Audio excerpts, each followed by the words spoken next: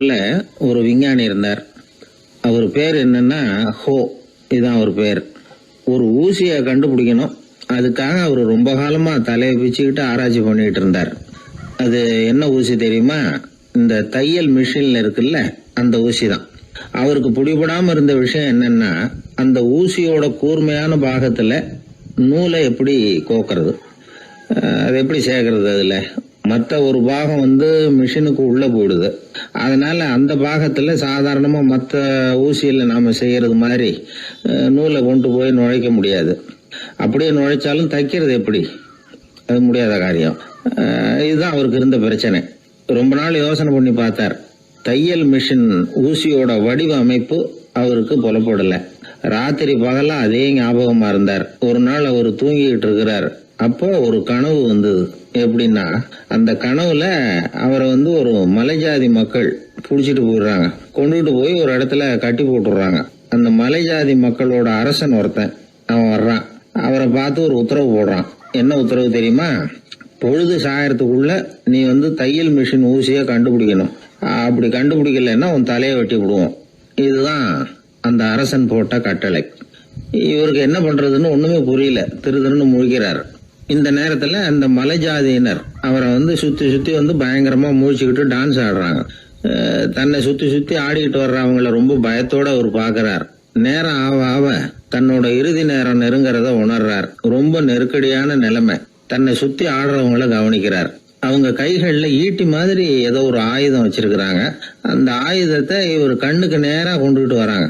அதை அவர் பாக்குறார். அந்த ஆயுதத்தின் கூரான முனைய இவர் கூர்ந்து கவனிக்கிறார். அந்த கூரான முனையில ஒரு சின்ன துவாரம் தெரியுது. உடனே அவருக்கு பளிச்சுன்னு ஒரு ஐடியா உதயமாகுது. இதைத்தானே இவ்வளவு காலமும் நான் தேடிக்கிட்டு இருந்தேன். கூரான முனையில ஒரு சின்ன துவாரத்தை போட்டுட்டா அது மூலமா நூலை செலுத்தி மறுமுனைய மிஷின்ல வச்சுடலாமே. தையல் மிஷின் ஊசி ரெடி அப்படின்னு நினைச்சார். திடீர்னு தூக்கம் கலைஞ்சது. உடனே தன்னுடைய தலைமாட்டில் இருந்த குறிப்பு ஏடுல இதை குறிச்சு வச்சுக்கிட்டார். அதுக்கப்புறமா அந்த ஊசியையும் அவர் செஞ்சு முடிச்சார். இது எப்படின்னு நீங்க நினைக்கலாம், ஆனா இது சாத்தியம்தான். முழிச்சுக்கிட்டு இருக்கிறப்போ நமக்கு ஏற்படுற சில பிரச்சனைகளுக்கு கனவுல விட கிடைக்கிறது உண்டு. அப்படி பல பேருக்கு ஆயிருக்கு. உங்களையும் பல பேருக்கு இது மாதிரி அனுபவம் ஏற்பட்டிருக்கலாம். எந்த ஒரு செயலை பத்தி நினைக்கிறப்போ அந்த செயல் நம்ம நினைவுல ஒரு நல்ல வடிவம் பெறுது. ஒரு செயல் திட்டத்தை எந்த அளவுக்கு நாம நல்ல யோசனை செஞ்சு திட்டம் போடுறோமோ அந்த அளவுக்கு அதை சுலபமா செஞ்சு முடிக்க முடியும். அந்த விஞ்ஞானி நினைச்ச காரியம் அவர் எண்ணம் பூராவும் ஆக்கிரமிச்சது. அதனால அவர் நினைச்சது கனவுல உருவாகி அதுக்கு செயல் வடிவம் கிடைச்சிட்டுது. மனிதனோட உள் மனசுக்கு அவ்வளவு ஆற்றல் உண்டு அப்படின்னு சொல்றாங்க. தூக்கத்தை ஆக்கபூர்வமா உபயோகப்படுத்துறது எப்படி அப்படிங்கறத பத்தி எல்லாம் இப்ப நிறைய ஆராய்ச்சி பண்றாங்களாம். பயிற்சி எல்லாம் வேற கொடுக்கறாங்களாம். அதனால தூக்கத்தை பத்தி லேசா நினைச்சுடாதீங்க. நமக்கு வேண்டியப்பட்ட ஒருத்தர், அவருக்கு தூக்கத்துல நடக்கிற வியாதி, அதுக்காக மருந்து சாப்பிட்டுக்கிட்டு இருந்தார். ஒரு நாள் அவரை பார்த்து கேட்டோம், ஏங்க உங்க தூக்கத்துல நடக்கிற வியாதிக்கு மருந்து சாப்பிட்டீங்களே, ஏதாவது முன்னேற்றம், ஏதாவது இம்ப்ரூவ்மெண்ட் தெரியுதா அப்படின்னு கேட்டோம். தெரியுதுன்னார். எப்படின்னோம். அதுக்கு அவர் சொல்றாரு, முன்னாடி எல்லாம் தூக்கத்துல ஒரு 10 அடி தூரம் நடப்பேன், இப்போலாம் ஒரு 40 அடி வரைக்கும் நடக்கிறேன் அப்படின்னு. ஒருத்தர் இருந்தான், வாழ்க்கையில மகிழ்ச்சியா இருக்கணும்னு ஆசைப்பட்டான். அதுக்கு என்ன வழின்னு 4 பேருகிட்ட யோசனை கேட்டான். பணம் இருந்தா மகிழ்ச்சி தானா வரும், அதனால பணம் சம்பாதிக்கிற வழியை பாரு, அதுக்கப்புறம் நீ தேடிட்டு இருக்கிற மகிழ்ச்சி உன்னை தேடிட்டு சேரும்னாங்க. அப்படின்னா மகிழ்ச்சி இருக்கிற இடம் பணம் தான் அப்படின்னு அவன் முடிவு பண்ணிக்கிட்டான். அதை சேர்க்க ஆரம்பிச்சான். கொஞ்ச நாள்ல பெரிய ஆளாயிட்டான். செல்வம் நிறைய சேர்ந்து போச்சு. இப்பவும் அவனுக்கு மகிழ்ச்சி கிடைக்கல. மறுபடியும் நண்பர்கள் கிட்ட யோசனை கேட்டான். பணம் சேர்த்தா மட்டும் இன்பம் வந்துடாது, அதை செலவு பண்ணு, பணம் மூலமா இன்பத்தை தேடு, கிடைக்கும் அப்படின்னு யோசனை சொன்னாங்க. உடனே அந்த பணத்தை எடுத்துக்கிட்டு ஊர் பூரா சுத்தினான். வெளிநாடுகள் எல்லாம் போனான், சுத்தி பார்த்தான். அப்புறம் அவனுக்கு விருப்பமானதையெல்லாம் வாங்கி சாப்பிட்டு பார்த்தான். மது, போதை பழக்கம், இப்படி எதுலயும் ஈடுபட்டு பார்த்தான். கல்யாணம் பண்ணிக்கிட்டான், குடும்பம் நடத்தினான். எப்படி இருந்தாலும் அவன் எதிர்பார்க்கிற மகிழ்ச்சி அவனுக்கு கிடைக்கல. அதனால மகிழ்ச்சிங்கிறது எங்க இருக்குங்கிற ரகசியத்தை அவனால கண்டுபிடிக்கவே முடியல. கடைசியா ஒரு பெரியவர்கிட்ட யோசனை கேட்டான். அவர் சொன்னார், இல்லறத்திலேயும் உனக்கு மகிழ்ச்சி கிடைக்கலன்னா உனக்கு துறவரத்துலதான் அது கிடைக்கும்னு நினைக்கிறேன். சரி அதையும் தான் முயற்சி பண்ணி பாப்போமே அப்படின்னு அவன் முடிவு பண்ணிக்கிட்டான். துறவரம்னா சும்மாவா, எல்லாத்துக்கும் அவன் துணிஞ்சுட்டான். வீட்டுல இருந்த நகை, பணம், பவுனு, வைரம், வைடூரியம் எல்லாத்தையும் ஒரு மூட்டையா கட்டி எடுத்துக்கிட்டான். ஒரு யோகியை தேடிட்டு போனான். அவர் காலடியில கொண்டுட்டு போய் வச்சான். அவர் நிமிர்ந்து பார்த்தார். என்ன இதெல்லாம்னார். இதெல்லாம் இனிமே எனக்கு தேவையில்லைன்னா. சரி அப்படின்னா உனக்கு என்னதான் தேவைன்னார். எனக்கு மகிழ்ச்சி தேவை, மன அமைதி தேவைன்னா. அந்த யோகி தன்னுடைய காலடியில் இருந்த மூட்டையை பிரிச்சு பார்த்தார். உள்ள தங்கம், வைரம், நகை, பணம் எல்லாம் இருக்கு. அவ்வளவுதான். அவசரமா அதை சுருட்டி எடுத்துக்கிட்டார். தலையில வச்சுட்டு ஒரே ஓட்டமா ஓட ஆரம்பிச்சுட்டார். இவனுக்கு அதிர்ச்சியா போட்டுது. அடடா, இந்த ஆளு போலி ஆசாமி போல இருக்க, ஏமாந்துட்டோமே அப்படின்னு நினைச்சான். வருத்தப்பட்டான். அந்த துக்கம் ஆத்திரமா மாறிச்சு. உடனே அந்த யோகியை துரத்த ஆரம்பிச்சான். அவரு ஒரே ஓட்டமா ஓடுறார். சந்து பொந்தெல்லாம் நுழைஞ்சு ஓடுறார். இவனும் விடாம துரத்துறான். கடைசியா அந்த யோகி மூச்சு இறக்க இறக்க ஒரு இடத்துல வந்து நின்னார். அது எந்த இடம்னா ஒரு புறப்பட்ட இடம். எங்க இருந்து ஓட ஆரம்பிச்சாரோ அங்கே வந்து நின்னார். துரத்திட்டு வந்தவனும் ஓடி வந்து நின்னான். இப்ப அந்த யோகி சொன்னார், என்னப்பா பயந்துட்டியா, இந்தா உன்னோட செல்வம், நீயே வச்சுக்கோ அப்படின்னு சொல்லி மூட்டையை திருப்பி கொடுத்தார். கைவிட்டு போன தங்கமும் வைரமும் பணமும் திரும்ப கிடைச்சிட்டுதுங்கிறதுல அவனுக்கு ஏகப்பட்ட மகிழ்ச்சி. இப்போ மறுபடியும் அந்த யோகி சொல்றார், நீ வர்றதுக்கு முன்னாடி கூட இந்த தங்கமும் வைரமும் உங்ககிட்டதான் இருந்தது. ஆனா அப்போ உனக்கு மகிழ்ச்சி இல்ல. இப்போ உங்ககிட்ட இருக்கிறதும் அதே தங்கமும் வைரமும் தான். ஆனா இப்போ உன் மனசுல மகிழ்ச்சி இருக்கு. இதுல இருந்து என்ன தெரியுது, மகிழ்ச்சிங்கிறது வெளியில இல்ல, உள்ள இருக்கு. அது நம்ம மனசுல இருக்கு. இதை நல்லா புரிஞ்சுக்கணும். தங்கத்தையும் வைரத்தையும் மூட்டை கட்டி தலையில வச்சுக்கிட்டு அலைஞ்சானே, அவன் மாதிரிதான் நம்மள பல பேருக்கும் மகிழ்ச்சி எங்க இருக்குங்கிற உண்மை புரியறது இல்ல. அதனாலதான் பல சமயங்கள்ல நாம மகிழ்ச்சிக்காக அடுத்தவங்களை சார்ந்து இருக்கிறோம். நமக்கு வேண்டியப்பட்ட ஒருத்தன் பணம், நகை எல்லாத்தையும் ஒரு மூட்டையா கட்டி எடுத்துக்கிட்டு ஒருத்தர் காலடியில வச்சான். இது எனக்கு தேவையில்லைன்னா. உனக்கு என்னதான் தேவைன்னார் அவர். எனக்கு மன அமைதி தேவைன்னா. உனக்கு மன அமைதி தேவைப்படுகிற அளவுக்கு இப்ப என்ன ஆயிட்டுதுன்னார் அவர். வேற ஒண்ணும் இல்ல, இந்த பணத்தையும் நகையையும் நான் யாரு வீட்டுல எடுத்தனோ அந்த வீட்டுக்காரங்க இப்ப என் பின்னாடி துரத்திட்டு வந்துட்டு இருக்கிறாங்க, அவ்வளவுதான் அப்படின்னு நானா. மகிழ்ச்சியை தேடுகிறவர்கள் இந்த உலகத்துல அதிகம். அது எங்க இருக்குன்னு புரிந்து கொண்டவர்கள் ரொம்ப குறைவு. எது உண்மையான மகிழ்ச்சி அப்படிங்கறத புரிஞ்சுக்கிட்டு அதுக்கு தகுந்த மாதிரி நம்முடைய வாழ்க்கையை அமைச்சுக்கணும். ஒரு குழந்தை அம்மா கிட்ட போச்சு, அம்மா என்ன தூக்கிக்கா. உடனே அந்த அம்மா அந்த குழந்தைய தூக்கி இடுப்புல வச்சுக்கிறாங்க. எந்த பக்கம் வச்சுக்கிறாங்க, இடது பக்கம். பொதுவா குழந்தைய தூக்குறவங்க யாரும் வலது பக்கம் இடுப்புல வச்சுக்கிறது இல்ல. விவரம் தெரியாத சில ஆம்பளைகளை அப்படி தூக்கி வச்சுக்கிட்டு அலையிறது உண்டு.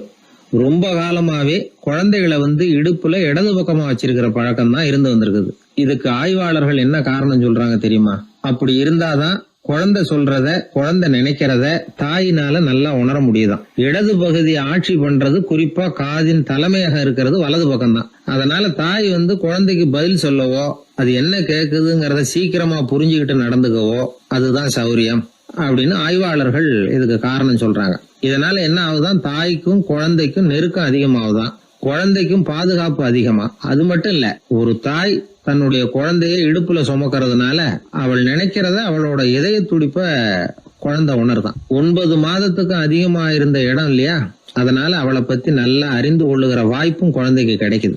நம்ம முன்னோர்கள் ரொம்ப காலத்துக்கு முன்னாடியே வலது கையை பார்க்க ஆரம்பிச்சிட்டாங்களாம். அவங்க பயன்படுத்திய கல் ஆயுதங்கள்லாம் வலது பக்கமா தான் தீட்டப்பட்டிருக்குது. அதுல இருந்து நமக்கு என்ன தெரியுதுன்னா, வலது கையை தான் உபயோகப்படுத்தி இருக்கிறாங்கிறது தெரியுது. இப்படி எல்லாம் இருந்தா கூட இன்னைக்கு நம்மள 10ல் ஒருத்தருக்கு ஒரு பழக்கம் உண்டு, அது இடது கை பழக்கம். ஆனாலும் 2 கைகளும் ஒற்றுமையா இருக்கிறதுக்கு தான் ரொம்பவும் முயற்சி பண்ணுதான். இப்போ வலது கை பழக்கம் உள்ளவங்க பேசுறதுக்கு, எழுதுறதுக்கு, செயல்படுத்துற தலைமையகம் தலையின் பின்புறம் பிடரியில் இருக்குது. இடது கை பழக்கம் உள்ளவங்களுக்கு மூளையில 2 பக்கங்கள்லயும் தலைமையகம் இருக்குது. இது விஞ்ஞானிகள் சொல்றது. எத்தனையோ மேதைகள் இடது கை பழக்கம் உள்ளவங்களா இருந்திருக்கிறாங்க. அமெரிக்க மேதை பெஞ்சமின் பிராங்க்லின், இத்தாலிய ஓவியர் லியோனார்டோ டாவின்சி, இப்படி நிறைய பேர் இருந்திருக்கிறாங்க, இப்பவும் இருக்கிறாங்க. காலங்காலமா இயல்பாவே இடது கை பழக்கம் இருந்து வந்திருக்குது. அப்படி இருக்கிறப்போ வலது கை எப்போ இடது கைய வென்றது, ஜெயிச்சது அப்படிங்கிற விவரம் இன்னமும் யாருக்குமே புரியல. ஆய்வாளர்களுக்கும் புரியல. அவங்களும் யோசிச்சுக்கிட்டு இருக்கிறாங்க. உலகம் இடது பக்கமா தான் சுத்துது. வானத்துல இருக்கிற வெள்ளி வீதி, அப்புறம் அணுவுல இருக்கிற துணுக்குகள், உடம்புல இருக்கிற அமினோ அமிலம், இப்படி எல்லாமே இடதுபுறமா தான் இயங்கிட்டு இருக்குது. இவ்வளவு செய்திகள் இடது கைக்கு ஆதரவா இருக்கிறப்போ அது எப்படி வலது கை கிட்ட ஏமாந்தது அப்படிங்கிற ரகசியம் இன்னமும் யாருக்கும் தெரியலையா. இது சம்பந்தமா ஆராய்ச்சி பண்றவங்களுக்கு இது இன்னமும் ஒரு பிரச்சனையா தான் இருக்குதான். இப்படி இடது கை ஒதுங்கிட்டதுனால இப்பெல்லாம் வலது கைக்கு தான் மரியாதை அதிகமா போச்சு. ஒரு ஆசாமி இடது கையில கட்டு போட்டுட்டு வந்தானா, கையில என்னப்பா கட்டுன்னு விசாரிச்சிருக்கிறார் ஒருத்தர். ஒரு இயந்திரத்தை பிரிச்சு ரிப்பேர் பாத்துக்கிட்டு இருந்தேன், மறுபடியும் அதை ஓட விட்டு பாக்குறப்போ இடது கை விரல் மாட்டிக்கிட்டுது, அதுதான் கட்டு அப்படின்னு இருக்கான். நல்ல வேளை வலது கை மாட்டியிருந்தா உன்னால சாப்பிட கூட கஷ்டமா போயிருக்குமேன்னார் அவர். இதுக்கு அவன் சொன்னானா, முதல்ல வலது கை தாங்க மாட்டிக்க இருந்தது, நான் தான் உடனே புத்திசாலித்தனமா அதை இழுத்துக்கிட்டு இடது கையை கொடுத்தேன் அப்படின்றான். இவன் எப்பேற்பட்ட புத்திசாலி பாருங்க. இந்த வலது கை இடது கைங்கிறத பத்தி அறிவியல் ஆராய்ச்சி ஒரு பக்கம் இருந்தாலும் கை சுத்தமா இருக்கணும், இது வாழ்க்கைக்கு முக்கியம். உண்மை, உழைப்பு, நேர்மை இதெல்லாம் இருந்தாதான் வாழ்க்கையில முன்னேற முடியும். அதனால இந்த இடது கை பழக்கம் வலது கை பழக்கம் எது எப்படி இருந்தாலும் அது ஒருத்தருடைய புத்திசாலித்தனத்தை பாதிக்கிறது இல்ல. அதனால வாழ்க்கையில முன்னேறதுக்கு இது ஒரு இடைஞ்சலா இருக்கிறது இல்ல. நாம நம்ம உடம்பையும் புரிஞ்சுக்குவோம், மனசையும் புரிஞ்சுக்குவோம். அப்படி புரிந்து கொண்டு வாழ்க்கையில முன்னேறுவோம். நாம யாரு, நம்ம தகுதி என்ன அப்படிங்கிற நினைப்பு எப்பவும் நமக்கு இருக்கணும். தகுதிக்கு மீறிய நினைப்பு தான் பல சமயங்களில் நம்மளை சிக்கலில் கொண்டு போய் விட்டுடுது. ஒரு பூனை இருந்துதான், அது தன்னை ஒரு பூனைன்னு தானே நினைக்கணும், அப்படி நினைக்கல. தன்னை ஒரு புலின்னு நினச்சிக்கிட்டு இருந்தது. தன்னை பற்றின தகுதிக்கு மீறிய நினைப்போடு அந்த பூனை அப்படியே நடந்து போய்கிட்டு இருந்ததுதான். அப்போது வழியில் ஒரு பெரிய யானை அது அமைதியாக நின்றுக்கிட்டு இருந்தது. இந்த யானை ரொம்ப பொறுமையாக நின்றுக்கிட்டு இருக்கிறது இந்த பூனைக்கு ஒரு மாதிரியாக தெரிஞ்சிருக்கு. ஏன்னா பொறுமையாக ஒருத்தர் இருந்தால் அவங்கக்கிட்ட போய் ஏதாவது வாலாட்டி பார்க்கலாம்னு ஒரு ஆசை வருதில்ல. அது மாதிரி பொறுமையாக நின்றுக்கிட்டு இருக்கிறது பூனைக்கு அதுக்கிட்ட போய் கொஞ்சம் வாலாட்டி பார்க்கலாமே அப்படின்னு ஒரு ஆசை. உலக இயல்பு தானே அது.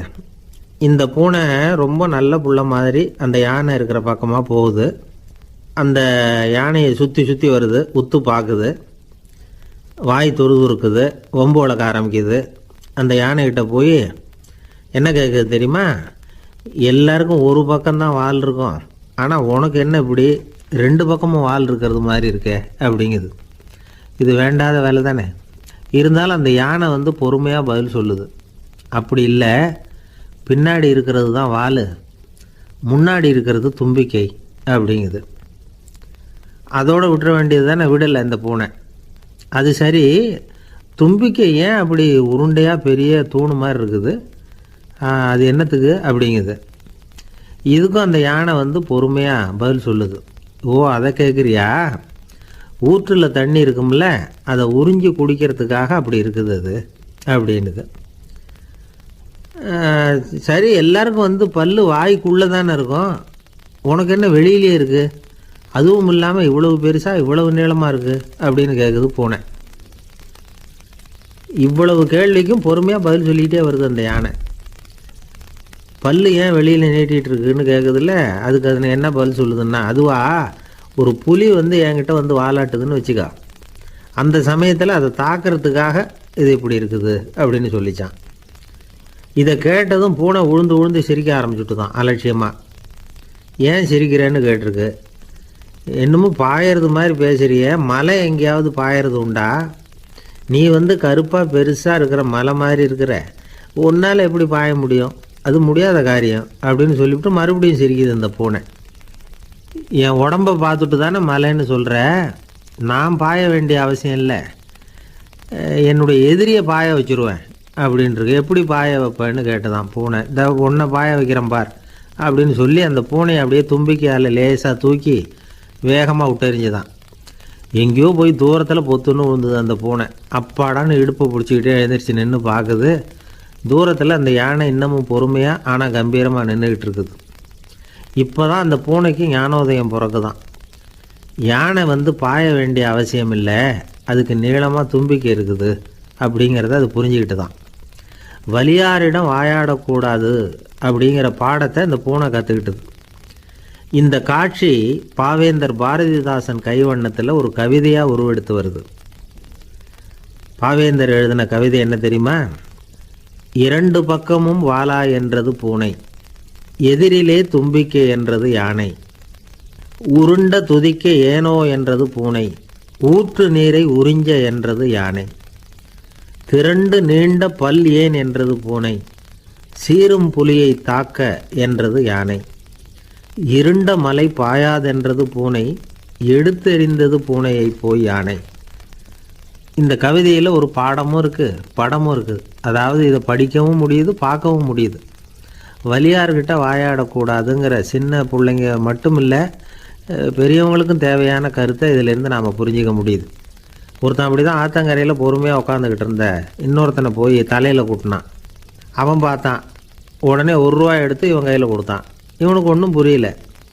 அவன் சொன்னான், இந்த ஊரில் இப்படி ஒரு வழக்கம், யாரை கூட்டினாலும் ஒரு குட்டுக்கு ₹1 விதமாக கொடுத்துட்றது பழக்கம் அப்படின்னு பொறுமையாக சொல்லியிருக்கிறான்.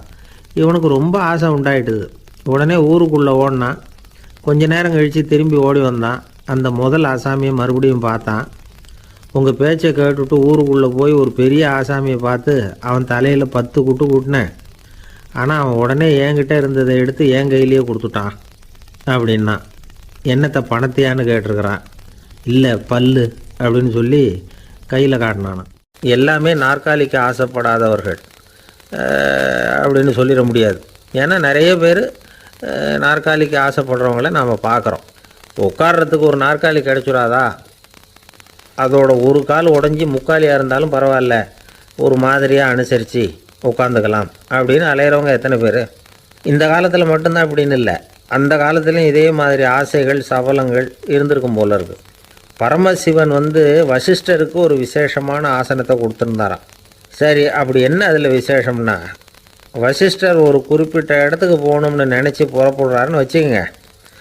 அவருக்கு முன்னாடியே இந்த ஆசனம் புறப்பட்டுரும். போய் ஒரு வசதியான இடமா பார்த்து இருந்துக்கும். வசிஷ்டர் போவார். அங்கே போனதும் எங்கே உட்காரலாம்ங்கிற இட பிரச்சனையெல்லாம் அவருக்கு ஏற்படுறதில்ல. அதுதான் இவருடைய இருக்கை அங்கே முன்னாடியே போய் காத்துக்கிட்டு இருக்குதே. நேராக போவார், அதில் உட்காந்துக்குவார். மற்ற முனிவர்கள்லாம் இதை பார்த்தாங்க. அவங்களுக்கு பொறாமையாக இருந்து தான் எல்லோரும் ஒரு இடத்துல கூடி இதை பற்றி பேசியிருக்கிறாங்க. என்ன இது, நாமளும் அவரை மாதிரி தானே இருக்கிறோம், இருந்தாலும் நமக்கும் அது மாதிரி ஒரு ஆசனம் கிடைக்கலையே அப்படின்னு யோசனை பண்ணியிருக்காங்க. சரி, நேராக பரமசிவன்கிட்டே போவோம், இதை பற்றி கேட்போம் அப்படின்னு நினச்சிக்கிட்டு போனாங்களாம். பரமசிவனை பார்த்துருக்குறாங்க. ஐயா, நாங்களும் முனிவர்கள் தானே, வசிஷ்டர் பண்ணுறது மாதிரி நாங்களும் உங்களை குறித்து கடும் தவம் பண்ணிக்கிட்டு தானே இருக்கிறோம். அப்படி இருக்கும்பொழுது அவருக்கு மட்டும் ஏன் இந்த விசேஷ சலுகை அப்படின்னு கேட்டிருக்காங்க. அதுக்கு பரமசிவன் சொன்னாராம், முனிவர்களே, உங்கள் கேள்விக்கு நான் பதில் சொல்கிறேன், ஆனால் அதுக்கு முன்னாடி நீங்கள் ஒரு காரியம் பண்ணணும்னாராம். என்ன செய்யணும் சொல்லுங்கன்னு இருக்காங்க. நீங்கள் ஒவ்வொருத்தரும் தனித்தனியாக போய் உங்களை விட உயர்ந்த ஒருத்தரை தேடி கண்டுபிடிச்சி அவருக்கு அதிதி பூஜை பண்ணி அவரை ஒரு மண்டலத்துக்குள்ளே என்கிட்ட அழைச்சிட்டு வந்துருங்க அப்படின்னாராம். சரின்னு எல்லாரும் புறப்பட்டுருக்காங்க. அவங்க போனதுக்கப்புறம் நந்தி தேவனை அழைச்சி வசிஷ்டரை கூப்பிட்டுக்கிட்டு வர சொன்னாராம். அவர் வந்தார், வணங்கினார். வசிஷ்டரே, இன்னையிலேருந்து ஒரு மண்டலத்துக்குள்ளே உங்களை விட தாழ்ந்தவர் ஒருத்தரை தேடி கண்டுபிடிச்சி அவருக்கு அதிதி பூஜை பண்ணி அவரை என்கிட்ட கூப்பிட்டுட்டு வாங்கன்னு விட்டார். சரின்னு இவரும் புறப்பட்டு போயிட்டார். கொஞ்ச நாள் ஆச்சு. முனிவர்கள்லாம் திரும்பி வந்தாங்க. பரமசிவன் முன்னாடி நின்னாங்க. ஐயா, எவ்வளவோ தேடி பார்த்துட்டோம், எங்களை விட உயர்ந்தவர்கள் யாருமே கிடைக்கல அப்படின்னாங்களாம். வசிஷ்டரும் சேர்ந்தார். ஐயா, எவ்வளவோ தேடி பார்த்தேன், என்னை விட தாழ்ந்தவர் யாருமே கிடைக்கல அப்படின்னாராம். அவரே தொடர்ந்து சொன்னார், என்னுடைய மனைவி எனக்கு அடங்கினவ தானே, அவளுக்காவது அதிதி பூஜை பண்ணி அழைச்சிட்டு வந்துடலாமான்னு யோசித்து பார்த்தேன். என்னோட மனசு அதுக்கும் இடம் கொடுக்கல. ஏன்னா அவளோட விரதத்துக்கு முன்னாடி நாம் ஏமாத்திரம் அப்படின்னு யோசித்து பார்த்தேன். அதனால் அந்த எண்ணத்தையும் கைவிட்டுட்டேன் அப்படின்னு ரொம்ப வருத்தத்தோடு சொன்னாராம். இதை கேட்ட உடனே மற்ற முனிவர்களுக்கு வெக்கமாக போச்சு. இந்த உலகத்தில் நம்மளை விட மேலானவங்க யாருமே இல்லைன்னு நாம் நினச்சோம். வசிஷ்டரோ தன்னை விட தாழ்வானவங்க யாருமே இல்லைன்னு நினைக்கிறார். பரமசிவன் ஏன் அந்த ஆசனத்தை அவருக்கு மட்டும் கொடுத்தார் அப்படிங்கிற கேள்விக்கான பதில் அவங்களுக்கு கிடச்சிட்டு தான். இந்த காலத்தில் நாம் எப்படி நினைக்கிறோம்னா, எல்லாரும் நம்மளை விட மட்டமானவங்கன்னு நினைக்கிறோம். அதனால் நாம் மட்டும் நாற்காலியில் உட்காந்தா போதும் அப்படின்னு நினைக்கிறோம். ஏமாந்து போனவங்க சந்தர்ப்பம் பார்த்து காலை வாரி விட்டுறாங்க, கீழே விழுந்து காலை உடச்சிக்கிறோம். அதுதான் இன்றைக்கி நடக்கிறது. ஒரு அம்மா தன்னோட வீட்டுக்காரரை ஒரு மனோதத்துவ டாக்டர்கிட்ட அழைச்சிட்டு போனாங்களாம். என்ன ப்ராப்ளம்னு கேட்டிருக்காரு டாக்டர்.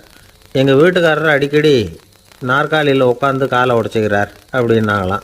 அப்படின்னா அந்த நாற்காலியில் தான் ஏதோ கோளாறு அப்படின்னாரான் டாக்டர். அப்படி இருக்க முடியாது டாக்டர் அப்படின்னாங்களாம் அந்த அம்மா. அது எப்படி அவ்வளோ உறுதியாக சொல்கிறீங்கன்னு கேட்டிருக்காரு அந்த டாக்டர். எங்கள் வீட்டில் நாற்காலியே கிடையாது டாக்டர், இவர் இருக்கிறதா நினச்சிக்கிட்டு உட்கார்றார், அதுதான் ப்ராப்ளம். அப்பா, மின்சார பல்பு ஃபீஸாக போயிட்டுது, வேற ஒன்று வாங்கி மாட்டணும் அப்படின்னா பையன். சரி, போய் புதுசாக ஒன்று வாங்கிட்டு வாடா அப்படின்னு காசு கொடுத்தாரு அப்பா. இவன் ஓடி போய் வாங்கிட்டு வந்தான். அப்பா கிட்ட கொடுத்தான். அவர் மாட்டினார். அதுக்கப்புறம் அவரை பார்த்து ஒரு கேள்வி கேட்டான். ஏன்பா, இந்த பல்பு ஏன் உடைய மாட்டேங்குது அப்படின்னா. இது என்னடா கேள்வி, நாம கீழே போடல அதனால உடையலன்னார். அப்பாவோட புத்திசாலித்தனம் அவ்வளவுதான். ஆனா பையன் கேட்டது அந்த அர்த்தத்துல இல்ல. ஒரு மின்சார பல்பு குமிழின் கண்ணாடி இருக்குல்ல, அதோட கனம் எவ்வளவு இருக்கும்? ஒரு 1/2 மில்லிமீட்டர் அவ்வளவுதான் இருக்கும் அந்த கனம். அவ்வளவு மெலிசா இருக்கிற ஒரு கண்ணாடி குமிழ இந்த ஹோல்டர்ல மாற்றம் நம்ம விரலால அழுத்தி புடிச்சு திருக வேண்டியிருக்கு அந்த சமயத்துல. அப்படி செய்யறப்ப அது உடையறது இல்ல. நம்ம விரலோட அழுத்தத்தை தாங்கி நிற்கிற அளவுக்கு அதுக்கு பலம் எங்க இருந்து வந்தது?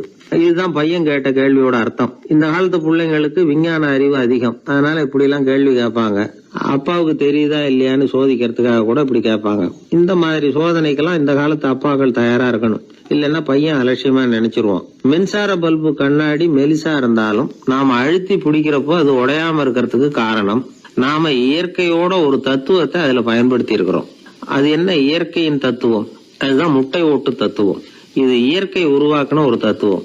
ஆதி காலத்திலேயே இயற்கை இந்த தத்துவத்தை உருவாக்கி விட்டது. அதாவது பறவைகளோட முட்டை ஓடு எப்படி இருக்கு, அதோட கனம் எவ்வளவு இருக்கும்? மின்சார பல்பு மாதிரி தானே, ரொம்ப மெலிசா தான் இருக்கு. பறவைகள் இனவிருத்திக்காக முட்டை போடணும். அந்த முட்டை எப்படி இருக்கணும்? இயற்கை கொஞ்சம் யோசிச்சு பார்த்தது. முட்டை ஓடு ரொம்ப கனமா தடிமனா இருந்தா உள்ள வளர்ற குஞ்சு அதை உடைச்சிக்கிட்டு வெளியில வர முடியாம போயிடும். அதே நேரத்துல அது ரொம்ப மெலிசா இருந்தா தாய் பறவைகள் அது மேல உட்காந்து அடகாக்குறப்போ உடல் எடை தாங்க முடியாம முட்டைகள் உடைஞ்சு போயிடும். என்ன பண்றது? முட்டை பலமாவும் இருக்கணும், பலம் இல்லாமலும் இருக்கணும். குஞ்சு அதை உடைச்சுக்கிட்டு வெளியில வரணும். தாயால அது உடையக்கூடாது. ஒரே நேரத்துல உறுதியாவும் உறுதி இல்லாமலும் முட்டை ஓடு அமையணும்னா அது எப்படி சாத்தியம்? இது கொஞ்சம் குழப்பமாவும் நமக்கு புரியாத மாதிரி இருக்குது இல்ல. அதனாலதான் இதை தத்துவம் அப்படின்னு சொல்றோம். முட்டை ஓட்டு தத்துவம் இயற்கை கண்டுபிடிச்ச ஒரு அபூர்வமான அமைப்பு. அதுதான் முட்டை வடிவம். இது தாய் பறவை சுலபமா முட்டை போடுறதுக்கு ஏற்ற ஒரு வடிவம். முட்டை சதுர வடிவமா இருந்தா அதை போடுறதுக்கு எவ்வளவு கஷ்டம். அப்புறம் அது மேல செலுத்தப்படுகிற அழுத்தம் 4 பக்கமும் பரவி விடுது. அதனால அந்த அழுத்தத்துக்கு பலம் குறைஞ்சிருது. குறிப்பிட்ட சிறு பரப்புல அளவுக்கு அதிகமா விசை செலுத்தப்படுறது இல்ல. அதனால முட்டையோட வடிவம் தான் அந்த உறுதிக்கு காரணம். இது எப்பேற்பட்ட தத்துவம். இதுதான் மின்சார பல்பு செய்யறப்போ நாம காப்பி அடிச்சிருக்கிறோம். பொதுவா வகுப்புல காப்பி அடிச்சாதான் முட்டை போடுறது வழக்கம். நாம முட்டையே காப்பி அடிச்சிருக்கிறோமே, இது எப்பேற்பட்ட காப்பி. ஒரு ஆசிரியர் வகுப்புல பசங்களை பார்த்து ஒரு கேள்வி கேட்டாராம். கோழி முட்டை இடுமா, முட்டை போடுமா அப்படின்னு கேட்டாராம். ஒரு பையன் எந்திரிச்சு பதில் சொல்லியிருக்கிறான். கோழி முட்டை இடும், முட்டை போடாது அப்படின்னு சொல்லியிருக்கான். இவன் ஏன் போடாதுன்னு கேட்டாராம் ஆசிரியர். போட்டா உடஞ்சிரும் சார் அப்படின்னு பையன். ஒரு திருடன் ஒரு வீட்டுல போய் திருடணும்னு திட்டம் போட்டான். இருட்டுனதும் போய் திருடணும். ஆனா ராத்திரி ஆனா வாசல் கதவை சாத்தி உள்பக்கம் தாழ்பால் போட்டுருவாங்களே, என்ன பண்றது, எப்படி வீட்டுக்குள்ள போறது? இவன் யோசனை பண்ண ஒரு முடிவுக்கு வந்தான். சரி, பகல் நேரத்திலேயே யாருக்கும் தெரியாம இந்த வீட்டுக்குள்ள நுழைஞ்சிருவோம், அங்க போய் எங்கேயாவது ஒளிஞ்சுக்குவோம், இருட்டுற வரைக்கும் பேசாம இருப்போம். ராத்திரி எல்லாரும் தூங்கினதுக்கு அப்புறம் நைஸா போய் பீரோவை திறந்து இருக்கிறது பூரா எடுத்துக்கிட்டு ஓடியாந்துடலாம் அப்படின்னு திட்டம் போட்டான். அதே மாதிரி ஒரு நாள் மத்தியானத்துக்கு மேல அந்த வீட்டுக்காரன் எங்கேயோ வெளியில புறப்பட்டு போனான். வீட்டுக்கார அம்மா அடுப்பங்கரையில என்னமோ சமைச்சுக்கிட்டு இருந்தாங்க. திருடன் பார்த்தான். இதுதான் சமயம்னு அந்த வீட்டுக்குள்ள மெதுவா நுழைஞ்சிட்டான். எங்க ஒளியலாம்னு பார்த்தா வலது பக்கம் ஒரு ரூம் இருந்தது. அங்க போனான். அங்க ஒரு படுக்கை அறை, அங்க ஒரு பெரிய கட்டில் இருந்தது. அதுக்கு அடியில போய் பதுங்கிட்டான். இருட்டுனது நம்ம வேலையை ஆரம்பிக்கலாம், அது வரைக்கும் பொறுமையா இருக்கணும் அப்படின்னு சொல்லி பேசாம வாயை மூடிட்டு கம்முன்னு இருக்கிறான். ரொம்ப நேரம் கழிச்சு வெளியில போயிருந்த வீட்டுக்காரன் திரும்பி வந்தான். சாப்பிட்டான். லைட்டை நிறுத்தி விட்டு படுத்துட்டான். அந்த அம்மாவும் வேலையெல்லாம் முடிச்சுட்டு படுத்துட்டாங்க. நடு ராத்திரி. விடி விளக்கு லேசா எரிஞ்சுக்கிட்டு இருக்கு. வீட்டுக்காரன் லேசா கண்ணை முழிச்சான். கட்லுக்கு நேரா எதிரில ஒரு கண்ணாடி. அதுல பாக்குறான், கட்லுக்கு கீழே ஒரு திருடன் ஒளிஞ்சு இருக்கிறது தெரிஞ்சு போச்சு. உடனே அவன் திருடன் சத்தம் போடல, யோசனை பண்ணான். மேஜையில இருக்கிற கத்தி எடுத்து கையில வச்சுக்குவோமா அப்படின்னு யோசனை பண்ணான். இந்த சந்தர்ப்பத்துல கத்தியை உபயோகப்படுத்துறதை விட புத்தியை உபயோகப்படுத்துறது தான் சாமர்த்தியம் அப்படின்னு நினைச்சான். உடனே அது பிரகாரம் செயல்பட ஆரம்பிச்சிட்டான். என்ன பண்ணான் தெரியுமா? எதையும் வெளியில காட்டிக்காம ரொம்ப சர்வசாதாரணமா தன்னுடைய மனைவி கிட்ட பேச ஆரம்பிச்சான். மனைவியும் புத்திசாலி, அதனால அவங்களுக்கு தெரியும். அவங்களும் வீட்டுக்காரர் கேட்ட கேள்விக்கு பொருத்தமா பதில் சொல்ல ஆரம்பிச்சாங்க. இவன் கேட்டான், இத பாரு, நமக்கு குழந்தை பிறந்தா அதுக்கு கிருஷ்ணமூர்த்தின்னு தான் பேர் வைக்கணும் அப்படின்னா. அதெல்லாம் முடியாது. ஆம்பளை பிள்ளையா இருந்தா ஏகாம்பரம், பொம்பளை பிள்ளையா இருந்தா பங்கஜவல்லி, இதுதான் அவங்க மாமனார் மாமியார் பேர், அதுதான் வைக்கணும் அப்படின்னாங்க அந்த அம்மா. அதெல்லாம் முடியாது, நான் முடிவு பண்ணிவிட்டேன் கிருஷ்ணமூர்த்தின்னு கத்தனா அவன். இல்ல ஏகாம்பரம் பங்கஜவல்லின்றது இந்த அம்மா. வாதம் முத்தி போச்சு. கிருஷ்ணமூர்த்தி கிருஷ்ணமூர்த்தி கிருஷ்ணமூர்த்தின்னா அவன். ஏகாம்பரம் பங்கஜவல்லி ஏகாம்பரம் பங்கஜவல்லின்னு இவங்க கத்துறாங்க. ஒரே சத்தமா போச்சு. இத கேட்டதும் பக்கத்து வீட்டுல இருந்தவங்க எழுத்த வீட்டுல இருந்தவங்க எல்லாம் எழுந்திரிச்சு ஓடி வந்து இவங்க வீட்டு கதவை தட்ட ஆரம்பிச்சிட்டாங்க. தடன்னு இவன் சாவகாசமா எழுந்திரிச்சு போய் கதவை திறந்தான். என்னங்க இந்த ராத்திரி வேலையில எங்களை எல்லாம் ஏன் கூப்பிட்டீங்க, யாருக்கு என்னாச்சு அப்படின்னு கேட்டாங்க. கேட்டது யாருன்னா பக்கத்து வீட்டு கிருஷ்ணமூர்த்தி, எழுத்த வீட்டு ஏகாம்பரம் பங்கஜவல்லி எல்லாரும். அடடே உங்களை கூப்பிடலீங்க, குழந்தைக்கு பேர் வைக்கிறது சம்பந்தமா எங்களுக்குள்ள சண்டை வந்துட்டுது, அதுதான் விஷயம். வேணும்னா இதை கட்டிலுக்கு அடியில ஒளிஞ்சிட்டு இருக்கிறானே ஒருத்தன், அவனை கூட கேட்டு பாருங்க, அவன் தான் இதுக்கு சாட்சி அப்படிங்கிறான் அந்த ஆளு. உடனே எல்லாரும் விஷயத்த புரிஞ்சுக்கிட்டு திருடனை பிடிச்சி போலீஸ்ல ஒப்படைச்சிட்டாங்களாம். நெருக்கடியான நேரங்கள்ல பதறாம புத்திசாலித்தனமா செயல்படணுங்கிறத தெரிஞ்சுக்கிறதுக்காக இந்த கதை. புத்திசாலித்தனமா செயல்படுற ஒரு குடும்ப தலைவி இருக்காங்க. அவங்க என்ன செய்வாங்க தெரியுமா, எல்லாரும் ராத்திரி ஆனா வீட்டை உள்பக்கமா பூட்டி விட்டு தானே படுப்பாங்க. ஆனா அந்த அம்மா என்ன பண்ணுவாங்கன்னா வீட்டை வெளிப்பக்கமா ஒரு பூட்டு போட்டு பூட்டி விடுவாங்க. எழுத்த வீட்டுக்காரங்க கிட்ட சொல்லி தினமும் இப்படி பூட்டி விட சொல்றது பழக்கம். ஏங்க அப்படி செய்யறீங்க, திருடன் சுலபமா உள்ளே வந்துடக்கூடாதுங்கிறதுக்காகவா அப்படின்னு கேட்டாங்க. இல்லைங்க, சுலபமா வெளியில போயிடக்கூடாதுங்கிறதுக்காக அப்படின்னாங்க. என்னங்க சொல்றீங்க அப்படின்னு கேட்டாங்க. ஆமாங்க, இவருக்கு அந்த பழக்கம் உண்டு அப்படின்னு தன்னுடைய வீட்டுக்காரரை காட்டினாங்க. பக்கத்து வீடுகள் பத்திரமா இருக்கணுங்கிறதுக்காக தன்னுடைய வீட்டை பூட்டி வைக்கிறது ஒரு பெரிய விஷயம் தானே. மகாபாரத யுத்தம் முடிஞ்சது. தர்மர் சக்கரவர்த்தி ஆனார். பீஷ்மர் யுத்த பூமியில அம்பு படுக்கையில படுத்து கிடக்கிறார், உயிரை விட போறார். சூரியன் வட திசை அடையிற உத்தராயண புண்ணிய காலத்தை எதிர்பார்த்து காத்துக்கிட்டு இருக்கிறார். அந்த சமயத்துல தர்மர் கண்ணங்கிட்ட அனுமதி வாங்கிட்டு பீஷ்மரை பாக்கிறதுக்காக குருக்ஷேத்திரத்துக்கு வர்றார். தம்பிமார்கள் திரௌபதி எல்லாரும் கூட வர்றாங்க. பீஷ்மரை பார்த்து எல்லாரும் வணங்குறாங்க. யுதிஷ்டர் பீஷ்மர்கிட்ட வர்ணம், ஆசிரமம், மக்கள் கடமை, அரசருடைய கடமை, இது மாதிரி விஷயங்களை பத்தி நிறைய கேள்விகள்லாம் கேட்கிறார். அவரு ஒவ்வொன்னா கேட்டுக்கிட்டு இருக்கிறாரு. பீஷ்மரும் அதுக்கு தகுந்த பதில் சொல்லிட்டு இருக்கிறார். இப்படி பீஷ்மர் யுதிஷ்டருக்கு தர்மோபதேசம் செஞ்சுக்கிட்டு இருக்கிறப்போ திரௌபதிக்கு சிரிப்பு வந்துட்டுதான். கழுக்குன்னு அந்த அம்மா சிரிச்சுட்டாங்க. அந்த சத்தத்தை கேட்ட பீஷ்மர் தர்மோபதேசத்தை பாதியில நிறுத்தினார். திரௌபதியை பார்த்தார். மகளே ஏம்மா சிரிச்சேன்னு கேட்டார். என்ன மன்னிச்சிருங்க பிதாமகரே, ஏதோ தெரியாம சிரிச்சுட்டேன்னாங்க அவங்க. குழந்தாய், உன்ன மாதிரியே உள்ள உத்தம பெண்கள் காரணம் இல்லாம பலர் முன்னிலையில இப்படி சிரிக்க மாட்டாங்க, வெக்கப்படாம விஷயத்த சொல்லுன்னாரு அவர். திரௌபதிக்கு கண் கலங்க ஆரம்பிச்சு. சுவாமி, நீங்க இப்போ இவ்வளவு தர்மோபதேசம் பண்ணிட்டு இருக்கிறீங்க, இத பாக்குறப்ப எனக்கு திடீர்னு ஒரு சந்தேகம் வந்துட்டுது. அதாவது இன்னைக்கு தர்மத்துக்கு இவ்வளவு சிறந்த விளக்கத்தை கொடுக்கிற இதே பிதாமகர் அன்னைக்கு கௌரவர் சபையில துச்சாதனன் என்ன மானபங்கப்படுத்த முயற்சி பண்ணினப்போ வாய் மூடி மௌனமா பாத்துக்கிட்டு சும்மா தானே இருந்தார். அந்த சமயத்துல இவ்வளவு ஞானத்தையும் எங்கே விட்டு வச்சிருந்தார்? ஒருவேளை அதுக்கப்புறம் தான் இந்த தர்ம விஷயங்களை எல்லாம் கத்துக்கிட்டாரா அப்படின்னு யோசிச்சுட்டு இருக்கிறேன். அப்படி யோசிச்சப்போதான் அந்த சிரிப்பு வந்துட்டுது, என்ன மன்னிச்சிருங்க அப்படின்னாங்களாம். பிதாமகர் இதுக்கு அமைதியா பதில் சொல்ல ஆரம்பிச்சார். குழந்தாய், உன்னோட கேள்வி நியாயமானதுதான். இதுல உன்னை நான் மன்னிக்கிறதுக்கு என்னமா இருக்கு?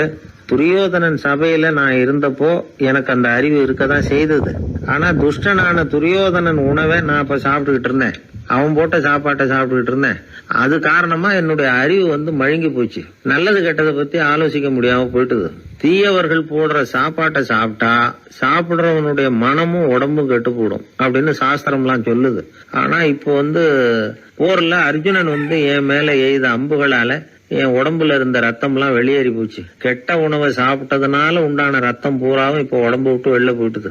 அதனால என் புத்தியும் தெளிஞ்சுட்டுது. அதனாலதான் இப்போ இந்த அளவுக்கு தர்மத்தின் தத்துவங்களை சரியா எடுத்து சொல்ல முடிஞ்சது அப்படின்னு பீஷ்மர். இதுல இருந்து நாம தெரிஞ்சுக்க வேண்டியது என்னன்னா, யாரு சாப்பிட கூப்பிட்டாலும் உடனே முண்டி அடிச்சுக்கிட்டு கிளம்பி போய் முதல் பந்தியில உட்காந்துடக்கூடாது.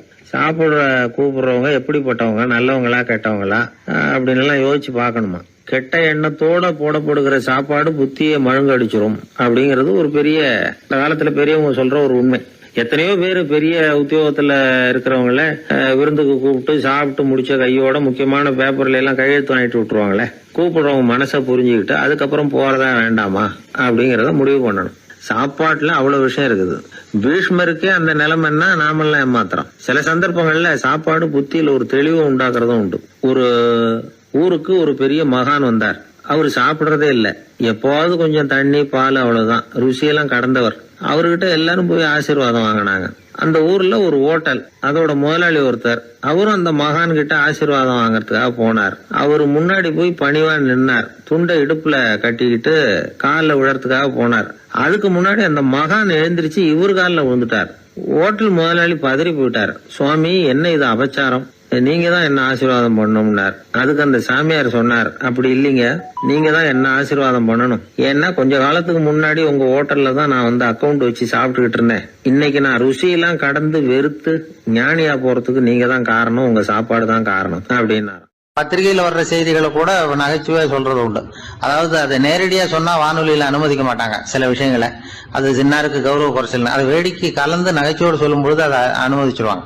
அப்ப அந்த விசாரணை கமிஷன் அது இது நிறைய நடந்துகிட்டு இருந்தது. டெல்லியில இருந்து அமலாக்க பிரிவு அதிகாரிகள்லாம் வராங்க போறாங்கன்னு பத்திரிகையில அமர்க்கலப்பட்ட இடம். அந்த நேரம் வந்து நான் ஒரு ரேடியோவில் ஒரு செய்தியை தயார் பண்றோம். அப்ப என்ன பண்ணேன்னா, இது மாதிரி அந்த பத்திரிகை செய்தியை வச்சுக்கிட்டே ஒரு செய்தி சொன்னோம், இன்னொரு தகவல் சொல்லி. அதனால ஒருத்தன் வந்து தமிழ்நாட்டுல ஒரு ஆள், அவன் திடீர்னு வந்து கோடீஸ்வரன் ஆயிட்டான். நேத்து வரைக்கும் சாதாரணமா இருந்தா இன்னைக்கு கோடீஸ்வரன் ஆயிட்டான். டெல்லியில இருந்து 2 அதிகாரிகள் வராங்க, எப்படி அவன் பணம் சேர்த்தான்னு கண்டுபிடிக்கிறதுக்கு. அவனை கூப்பிட்டு 2 அதிகாரிகளும் எப்படிடா பணம் சேர்த்த? நான் ஒன்னும் தப்பான வழியில பணம் சேர்க்கல சார், நான் வந்து பந்தயம் கட்டியே பணக்காரன் ஆயிட்டேன். பந்தயம் கட்டியே எப்படிடா பணக்காரன் ஆக முடியும் அப்படின்னா, நீங்க நம்புங்க சார், நான் பந்தயம் கட்டி தான் பணக்காரன், தப்பான வழியில சேரல சார். பந்தயம் கட்டி எப்படிடா கோடீஸ்வரன் ஆனு அப்படின்னா, நாங்க நம்ப முடியாதுன்றான் விசாரிக்க வந்தவன். அப்படின்னா உங்ககிட்ட ஒரு பந்தயம் கட்டட்டுமான்றான் விசாரிக்க வந்தவன்ட்டிய. என்னடா பந்தயம் அப்படின்னா, ஒண்ணுமில்ல சார், இது என் கண்ணு, இது என் பல்லு, என் கண்ணை என் பல்லாலேயே கடிக்கிறேன், எவ்வளவு பந்தயம். விசாரிக்க வந்தவன் 100 ரூபாய் எடுத்து வச்சான், இதை ப்ரூவ் பண்றான்னு. அப்படியே கண்ணை எடுத்துட்டான். அது பளிங்கு கண்ணு, ஏற்கனவே ஒரு கண்ணு பளிங்கு கண்ணு வச்சுனா எடுத்து கடிச்சு விட்டான். இது விசாரிக்க வந்தாலும் 100 ரூபாய் விட்டுட்டு நிக்கிறான். எப்படி பணம் சேர்த்தான்னு வந்தவன். உடனே இன்னொருத்தன், இவன்ட்டு என்னடா பேச்சு கொடுக்காரா, நம்ம பணம் தான் அங்க போயிட்டு இருக்கு, உனக்கு விசாரிக்க தெரியல, போடா நான் விசாரிக்கிறேன்னு அடுத்த வந்தான். அது நீ ஒழுங்கா சொல்றேன், எப்படிடா பணம் சேர்த்தேன் சார், நீங்க கொஞ்சம் புத்திசாலியா தெரியுது அவரை விட, நீங்களாவது நம்புங்க சார், பந்தயம் கட்டி தான் பணம் சேர்த்தேன், நான் நம்ப முடியாது அப்படின்னா உங்ககிட்ட இன்னொரு பந்தயம் கட்டட்டுமா அப்படின்றான். வேண்டாம், அவனை ஏமாத்தி விட்டேன் ஆள வேண்டான்றான். இல்ல சார், அவரு ஏமாந்தது பொய் கண்ணு, பளிங்கு கண்ணுன்னு தெரியாது, ஏமாந்துட்டார். இப்போ உங்ககிட்ட பந்தயம் கட்டுறது நெஜம் கண்ணு, இந்த பக்கம் பளிங்கு கண்ணு கிடையாது, நெஜம் கண்ணு, இதை பல்லால கடிக்கிறேன் அப்படின்னா அவன் ஒரு 100 ரூபாய் எடுத்து வச்சான். இவன் அப்படியே பல்செட்டை கேட்டினான் தனியா, அப்படியே கேட்டு கடிச்சு விட்டான். அதையும் விட்டுட்டான். இவன் உடனே 2 பேரும், இவன்கிட்ட பேச பேச நம்ம பணம் தான் அவன்கிட்ட போயிட்டு இருக்கு, இவன் எப்படி பணம் சேர்த்தான்னு கண்டுபிடிக்கிறதுக்கு டெல்லியில இருந்து வந்திருக்கோம், இவன் மேற்கொண்டு பேசாத, பேச பேச பந்தயம் கட்டுவான். திரும்பி போறதுக்கு ரயிலுக்கு டிக்கெட் சரியா இருக்கா பாடுறான்றான். அவன் கரெக்டா எண்ணி பார்த்து கரெக்டா இருக்குப்பா, மேற்கொண்டு பேசாத, அவன்கிட்ட நம்ம போயிடுவோம், போய் நம்ம அதிகாரிகிட்ட சொல்லிடுவோம்னு சொல்லி போயிட்டு வரேன் சார் அப்படின்னு சொல்லிட்டு மரியாதை போயிட்டாங்க.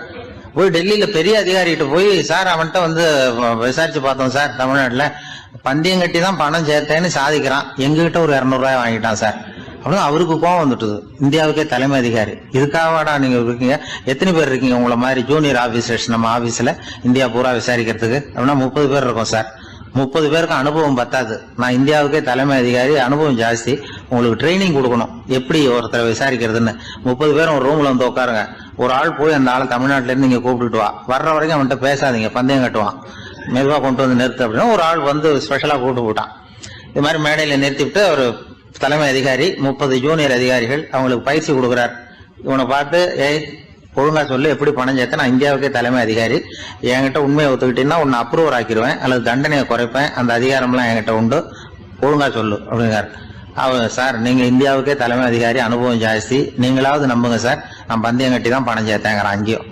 இங்கேயே வந்து இப்படி சாதிக்கிறேன், உன்னை நம்ப முடியாதரா அப்படின்னா உங்ககிட்ட ஒரு பந்தயம் கட்டட்டுமா நானா அவர்கிட்ட போய், வேணாண்டா என் ஆளை ஏமாத்தி விட்டேன் அப்படின்னா. இல்ல சார், அவங்க ஏமாந்தது என் உடம்ப பத்தின ரகசியம், என் கண்ணு பளிங்கு கண்ணுன்னு தெரியாது, நான் பல்செட்டு கட்டியிருந்தது தெரியாது, ஏமாந்துட்டாங்க. இப்ப நான் உங்ககிட்ட கட்டுற பந்தயம் உங்க உடம்ப பத்தின ரகசியம். என் உடம்புல என்னடா ரகசியம், முதுகுல, உங்க முதுகுல 1 ரூபா அகலத்துக்கு கருப்பா ஒரு மச்சம் இருக்கு, உண்டா இல்லையானா? இல்லேன்னு தெரியும் அவருக்கு. இல்லடா, நேத்து வரைக்கும் இல்ல சார், இப்ப இருக்குது மச்சம் அப்படின்னு. உடனே 100 ரூபாய் எடுத்து வச்சார் அவர் தலைமை அதிகாரி. ஒரு 100 ரூபாய் வச்சு சட்டையை கட்டி காட்டுறாரு, மச்சம் இல்ல. இவன் தோத்துட்டான், இங்கிருந்து போனவன்.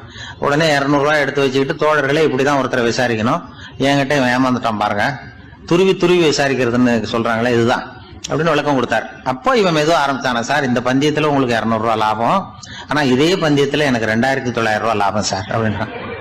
என்னடா பண்ண அப்படின்னு கேட்டிருக்காரு. உங்களுக்கு தெரியாம இந்த 30 பேர்கிட்டையும் தனித்தனியா ஒரு பந்தயம் கட்டியிருக்கேன், 30 பேர்கிட்ட என்னடா பந்தயம் கட்டினேன்?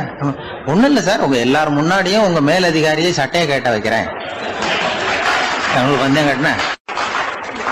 போயிட்டு பூரா எனக்கு 2,900 ரூபாய் ஆகணும். அவரு பார்த்தாரு, அதிர்ச்சி ஆயிட்டாரு. தலைமை, சார் நீங்க போங்க சார் அப்படின்னு சொல்லி ஒரு ஆளை கொண்டு போய், சாரை கொண்டு போய் மரியாதையா பக்கத்து ரூம்ல விட்டாங்க. இனிமே அவர்கிட்ட யாரும் பேசாதீங்க வாங்கன்னு சொல்லிவிட்டு, அதுக்கப்புறம் தோழர்களே, இவர் பேச ஆரம்பிச்சாரு, தோழர்களே இனிமே யாரும் தமிழ்நாட்டு பக்கம் விசாரிக்க போகாதீங்க. நீங்க யாராவது போறதுன்னா மத்திய பிரதேசம், உத்தரப்பிரதேசம், இப்படி எத்தனையோ பிரதேசம் இருக்கு, போயிட்டு வாங்க. தமிழ்நாட்டை மட்டும் போகாதீங்க, ஏன்னா அங்க போனா நம்ம பணத்துக்கு ஆபத்து வந்துருது அப்படின்னு சொன்னாருன்னு இந்த கதையை ரேடியோவில் சொன்னேன். இந்த கதையை உண்மை சம்பவமா சொன்னா அனுமதிச்சிருக்க மாட்டாங்க. இந்த நகைச்சுவைக்கு உள்ள மரியாதை என்னன்னா, அது ஒரு கதை மாதிரி உண்டு பண்ணி இப்படி சொன்னதும், இதுல என்ன என்னுடைய விசேஷம்னா, இந்த ஸ்கிரிப்டை வாங்கிட்டு வர சொல்லி மந்திரியினுடைய பிஏ வந்தார். ஒரு மந்திரி அப்ப இருந்தவர், அவர் பிஏ அடிக்கடி வருவார். வந்து இந்த போன நேற்று முந்தா நாள் ரேடியோவில் சொன்ன அந்த இன்னொரு தகவல் காப்பி ஒண்ணு வாங்கிட்டு வா அப்படி இப்படின்னு கூப்பிடுவார். மேடையில பேசுறதுக்கு எங்களுக்கு தேவை, உபயோகப்படும்னு கேட்பார். அவரு இந்த நிகழ்ச்சி வந்தப்போ உடனே அன்னைக்கு வந்துட்டார் அந்த பிஏ. இன்னைக்கு காலையில சொன்னீங்களே சார், மந்திரி கேட்கிறாரு மேடையில பேசுறதுக்கு அப்படின்னு. நான் அப்பதான் ஆச்சரியப்பட்டேன். பாருங்க, இந்த நகைச்சுவைக்கு உள்ள மரியாதை அவரே கேட்கிறார். சொல்லப்பட்டதே அவரை பத்தி தாங்கிறது தெரியாம அவரே எப்படி சொல்ல, அதுதான் சிரிப்புக்குள்ள மரியாதைங்கிறது. அது யார பத்தி சொல்றோமோ அவருக்கு தெரியாம கூட சொல்லலாம். அதை அப்படி இது உண்மையில நடந்த சம்பவம். அந்த அமைச்சர் இப்ப இல்ல, உயிரோட எல்லாம் இருந்து வாங்கிட்டு இருந்தார். ஒரு கிராமத்துல ஒருத்தன் வந்து தன்னுடைய நகங்களை வெட்டிக்கிட்டு இருந்தான். வெட்டி முடிச்சதும் ஒரு வயசானவர் அவனை பார்த்து, அதையெல்லாம் அடுத்தவன் கண்ணில் படுறது மாதிரி போட்டுறாதப்பா, ஆபத்துன்னார். என்ன ஆபத்துன்னு கேட்டான் இவன். எவனாவது பில்லி சூனியம் வைக்கிறவன் எடுத்துட்டு போயிட போறான் அப்படின்னாரு அவர். வேண்டாத ஒருத்தனுக்கு ஏதாவது கெடுதல் பண்ணணும்னா உடனே மந்திரவாதியை தேடி போறது உண்டு. மந்திரவாதி என்ன பண்ணுவாருன்னா, யாருக்கு சூன்யம் வைக்கணுமோ அவனோட காலடி மண்ணு, முடி, நகம் இதையெல்லாம் அவனுக்கு தெரியாம எடுத்துட்டு வா அப்படிம்பார். இது மட்டும் இல்ல, அழுக்கு துணி, வேறு மனித உருவம் மாதிரி செய்யப்பட்ட பொம்மை, இதெல்லாம் கூட மந்திரவாதிகள் பயன்படுத்துறது உண்டு. இதெல்லாம் ஏமாத்து வேலை. மனிதனுடைய முடி, நகம் இதெல்லாம் வெட்ட வெட்ட வளருது இல்லையா, அதனால அதுக்குள்ள உயிர் இருக்கிறதாக ஆதி மனிதர்கள் நம்பி இருப்பாங்க. அதனால மனுஷங்கிட்ட இருந்து அதெல்லாம் பிரிக்கப்பட்ட பிறகும் கூட அதுகளுக்கும் அந்த மனுஷனுக்கும் தொடர்பு இருக்கிறதாக அவங்க நம்பினாங்க. அந்த நம்பிக்கை தொடர்ந்து வந்து அதோட விளைவாதான் இன்னைக்கு மந்திரவாதிகள் நகத்தையும் முடியையும் எடுக்கிறாங்க. அந்த நகத்துக்கும் முடிக்கும் ஒரு பாதிப்பு உண்டாக்குனா அது சம்பந்தப்பட்டவனுக்கு போய் சேரும் அப்படிங்கறது அவங்க நினைப்பு. அவ்வளவுதான் விஷயம். இது மாதிரி நம்பிக்கைகள் தான் இன்னைக்கு நகம், முடி இதையெல்லாம் மற்றவங்க கண்ணில் படும்படி போடக்கூடாது அப்படிங்கிற வழக்கத்தை உண்டாக்கி விட்டுது. ஒருத்தர் பேரு என்னன்னு கேட்டு தெரிஞ்சுட்டு போய் அந்த பேரை வச்சு அவனோட ராசி பலனை கணிச்சு அவனுக்கு ஏற்பட இருக்கிற கெட்ட நேரத்துல அவனுக்கு சூன்யம் வச்சா அது உடனே பலிக்கும் அப்படின்னு ஒரு நம்பிக்கை. அது மட்டும் இல்ல, சூன்ய தகட்டுல பேரை எழுதி புதைக்கிறதும் உண்டு. இதனாலதான் பெண்கள் வந்து கணவன் பேரை சொல்லாத பழக்கம் ஏற்பட்டுதான். அதாவது பேரை கேட்டுக்கிட்டு போய் ஏதாவது கெடுதல் பண்ணிவிட்டா என்ன பண்றது அப்படிங்கிற பயம். அப்படி ஆரம்பிச்ச பழக்கம்தான் இன்னைக்கு ஏதோ மரியாதைக்காக கணவன் பேரை வந்து பிறர் முன்னிலையில சொல்றது இல்லை அப்படிங்கறது மாதிரி ஆயிட்டுது. மந்திரவாதிகள் நம்ம ஊர்ல மட்டும்தான் இருக்கிறாங்கன்னு நினைக்காதீங்க, உலகம் பூரா உண்டு. பிசி தீவில் வாழக்கூடிய மக்கள் என்ன செய்வாங்களாம் தெரியுமா? இது மாதிரி மாந்திரீகம், செய்வன, பில்லி, சூனியம் இதெல்லாம் தங்களை பாதிக்காம இருக்கிறதுக்காக வீட்டை சுத்தி அகழி வெட்டி அதுல தண்ணீரை வந்து நிரப்பி வச்சிருவாங்களாம். ஆஸ்திரேலியாவில் இருக்கக்கூடிய பழங்குடி மக்கள் கிட்ட ஒரு பழக்கம், ஏதாவது பழங்கள் சாப்பிட்டா அதோட விதைய தண்ணீர்லயோ அல்லது ஆத்துலயோ போட்டுருவாங்களாம். வெளியில போட்டுட்டா அதை எடுத்து செய்வினைக்கு பயன்படுத்திடுவாங்க அப்படிங்கிற பயம். இது மாதிரி உலகம் பூராவும் செய்வினையின் மூலம் அடுத்தவங்களுக்கு பாதிப்பை உண்டு பண்ண முடியும் அப்படிங்கிற நம்பிக்கை இருக்கத்தான் செய்யுது. பொதுவா எல்லா ஊர்லயுமே நகம், முடி, காலடி மண்ணு, மனித உருவ பொம்மை இததான் மந்திரவாதிகள் பயன்படுத்துறாங்களாம். இந்த பில்லி, சூனியம், செய்வினை இதுல இருக்கிற உண்மை என்ன தெரியுமா? நகமோ முடியோ எதையும் செய்யறது இல்ல, சம்பந்தப்பட்டவனுக்கு ஏற்படுற பயம் இருக்கு பாருங்க, அதுதான் பாதிக்கும். இது மனநிலையை பொறுத்த விஷயம்.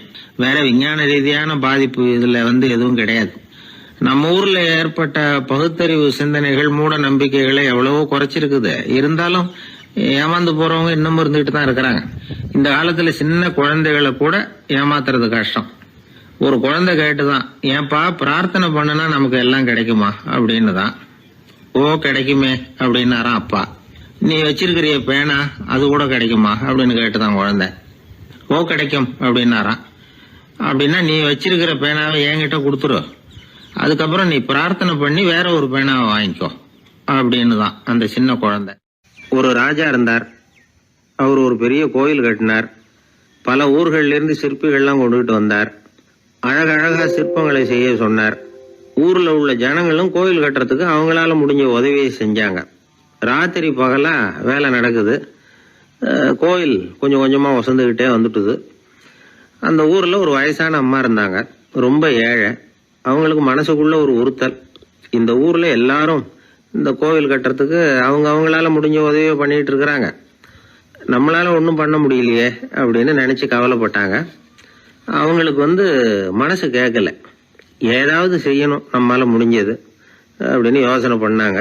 நல்ல வெயில் நேரத்துல சிற்பிகள்லாம் ரொம்ப சிரமப்பட்டு சிலை வடிச்சுக்கிட்டு இருக்கிறாங்கல்ல, அவங்களுக்கு அந்த நேரம் தாகம் எடுக்குமே, அதனால சிரமப்பட்டு ஒரு குடத்துல தண்ணி எடுத்துக்கிட்டு அதை இடுப்புல வச்சுக்கிட்டு மெதுவா கொண்டுகிட்டு அங்க போறது அப்படின்னு முடிவு பண்ணிட்டு அந்த அம்மா போச்சு. அங்க போய் வேலை செய்யறவங்களுக்கு தாகம் எடுக்கிற போலாம் ஒரு கோவலையில தண்ணியை எடுத்து கொடுத்துக்கிட்டு இருக்கிறது. இப்படியே பண்ண ஆரம்பிச்சுட்டு அந்த அம்மா. ஏதோ அந்த அம்மாவால முடிஞ்ச ஒரு சின்ன உதவி அது. இப்படி கொஞ்சம் கொஞ்சமா வேலை நடந்தது. கோபுரம் வசந்தது, எல்லா வேலையும் முடிஞ்சது. இனிமே கடைசியா கற்ப கிரகத்தின் மேல விமானம் அமைக்க வேண்டியதுதான் பாக்கி. அந்த வேலையும் ஆரம்பமாச்சு. அந்த சிற்பிகள்லயே அனுபவசாலியான ஒருத்தர் இந்த அம்மாவை தேடிட்டு வந்தார். பாட்டி, உங்ககிட்ட இருக்கிற ஏதாவது ஒரு பொருளை கொடுங்க, அந்த விமானத்துல வைக்கலாம் அப்படின்னு நாங்க நினைக்கிறோம் அப்படின்னார். இந்த அம்மாவுக்கு ஒன்றும் புரியல. ஏதாவது இருந்தாவில கொடுக்கலாம், எதுவும் இல்லையே, என்ன பண்றது யோசனை பண்ணாங்க. இத பாருப்பா, என்கிட்ட என்ன இருக்கு, இந்த வாசப்படியில கிடக்குது, இந்த கல்லு தான் இருக்குது, வேணும்னா இத எடுத்துட்டு போங்க அப்படின்னாங்க. உடனே அந்த கல்லை பேத்து எடுத்துட்டு போயிட்டாங்க அவங்க. அங்க போய் பார்த்தா என்ன ஆச்சரியம், அந்த விமானத்து உச்சியில கலசங்களை அமைக்கிறதுக்கான பிரம்ம எந்திரத்தை மூடுற கருங்கல் ஒண்ணு தேவையா இருந்தது. இவங்க எடுத்துட்டு போன கல்லு அதுக்கு ரொம்ப பொருத்தமா அமைஞ்சு போச்சு. ஏதோ அதுக்காகவே அளவெடுத்து செஞ்சது மாதிரி அமைஞ்சுட்டுது. அந்த கல்லையே அங்க அப்படியே பதிச்சுட்டாங்க. ஒரு வழியா கோவிலை கட்டி முடிச்சாங்க. அடுத்தது கும்பாபிஷேகம். அதுவும் ரொம்ப சிறப்பா கோலாகலமா நடந்து முடிஞ்சது. இவ்வளவையும் பார்த்த அந்த ராஜாவுக்கு மனசுக்குள்ள ரொம்ப பெருமையா இருந்தது. இவ்வளவு பெருசா இந்த கோவில் உருவாகிறதுக்கும் இவ்வளவு சிறப்பா இந்த விழா நடக்கிறதுக்கும் நாம தானே காரணம் அப்படின்னு மனசுக்குள்ள நினைச்சுக்கிட்டார். இப்படி நினைச்சுக்கிட்டே அன்னைக்கு ராத்திரி அரண்மனையில படுத்து தூங்கினார். உடனே ஒரு கனவு. ஆண்டவனே அந்த ராஜாவோட கனவுல வந்தார். ராஜா ஆண்டவனை வணங்கினார். இறைவா, உங்களுக்காக நான் கட்டி இருக்கிற கோவில் எப்படி இருக்குது, நல்லா இருக்குதா அப்படின்னு கேட்டார் ராஜா. அதுக்கு இறைவன் சொன்ன பதில் என்ன தெரியுமா, நீ கட்டின கோவில்ல அந்த கிழவியோட நிழல்ல நான் சுகமா இருக்கிறேன் அப்படின்னாராம். இப்படி சொல்லிவிட்டு கடவுள் மறைஞ்சுட்டார். கனவு கலைஞ்சது. ராஜா விசாரிச்சார், யார் அந்த கிழவி அப்படின்னு. எல்லாரும் விவரத்தை சொன்னாங்க. அப்பதான் ராஜா நினைச்சு பார்த்தார், இந்த கோவிலை நானே கட்டினதாக ரொம்ப பெருமைப்பட்டுக்கிட்டேன். ஆனா அந்த வயசான அம்மா வீட்டு வாசல்ல கிடந்த கல்லு அது இறைவனுக்கு சுகமான நிழல் கொடுக்கறதாக சொல்றாரு அப்படிங்கறத எண்ணி பார்த்தார். நான்கிற எண்ணம் நழுவி போயிட்டுதான். கோபுரம் எவ்வளவு பெருசுங்கிறது முக்கியம் இல்ல, குணம் எவ்வளவு பெருசுங்கிறது தான் முக்கியம். அந்த வயசான அம்மா நம்ம நாட்டுல வாழறது தான் நமக்கு உண்மையான பெருமை அப்படின்னு நினைச்சாராம் ராஜா. இந்த காலத்திலயும் ஒரு ஊர்ல ஒரு கோவில் கட்டினாங்க. எல்லா ஜனங்களும் அவங்களால முடிஞ்சதை செஞ்சாங்க. நம்மால ஒருத்தன் அந்த திருப்பணி குழு தலைவரை போய் பார்த்தான். நான் ஏதாவது ஒத்துழைக்கணுமா ஐயா அப்படின்னு ரொம்ப பணிவா கேட்டான். திருப்பணி குழு தலைவர் சொன்னார், இத பாருப்பா, இந்த கோவில் கட்டி முடிக்கிற வரைக்கும் உன்னுடைய ஒத்துழைப்பு எதுவும் தேவையில்லை. கட்டி முடிச்சு கும்பாபிஷேகம் ஆனதுக்கு அப்புறம் தான் உன்னுடைய ஒத்துழைப்பு ரொம்ப அவசியம் அப்படின்னார். அதுக்கப்புறம் நான் என்ன செய்யணும் சொல்லுங்கன்னா, இவன் இந்த சாமி சிலையை நீ திருடிட்டு போகாம இருக்கணும், அவ்வளவுதான் அப்படின்னாராம் அவர். ஆங்கிலேய ஆட்சி இந்தியாவில் நடந்துகிட்டு இருந்த காலம். மூதறிஞர் ராஜாஜி சேலத்துல வழக்கறிஞரா தொழில் நடத்திக்கிட்டு இருக்கிறார். அவர் ஒரு சமயம் தன்கிட்ட வேலை செஞ்சுக்கிட்டு இருந்த பணியாளர் ஒருத்தரை கூப்பிட்டார். இத பாருப்பா, இந்த அஞ்சல் தலைய இந்த தபால் கவர்ல ஒட்டிட்டு வா அப்படின்னு சொன்னாராம். அந்த ஆள் உடனே அந்த கவரையும் ஸ்டாம்பையும் வாங்கிட்டு போனார். பசை தடவி ஸ்டாம்பை கவர்ல ஒட்டினார். திருப்பி கொண்டுகிட்டு ராஜாஜி கிட்ட கொடுத்தார். இவர் அதை வாங்கி பார்த்தார். உடனே சிரிக்க ஆரம்பிச்சிட்டாராம். அவரால் சிரிப்பை அடக்க முடியல. அந்த பணியாளரை பார்த்து, ஏன்பா, நாங்க எல்லாரும் எவ்வளவோ பாடுபட்டு முயற்சி பண்ணி போராடிட்டு வர்றோம், ஆனா எங்களால முடியல, எங்களால முடியாத அந்த காரியத்தை நீ ஒரு நிமிஷத்துல செஞ்சுட்டியே அப்படின்னு சொல்லிவிட்டு மறுபடியும் சிரிச்சாராம். பணியாளருக்கு உடனடியா ஒன்றும் புரியல, என்னன்னு பார்த்தார். அப்புறம் ராஜாஜி சொன்னாராம், ஆமாப்பா நீ ஒரு நிமிஷத்துல பிரிட்டிஷ் மன்னரை வந்து கவுத்துட்டியே அப்படின்னாராம். அப்புறம் தான் விவரம் புரிஞ்சிருக்குது.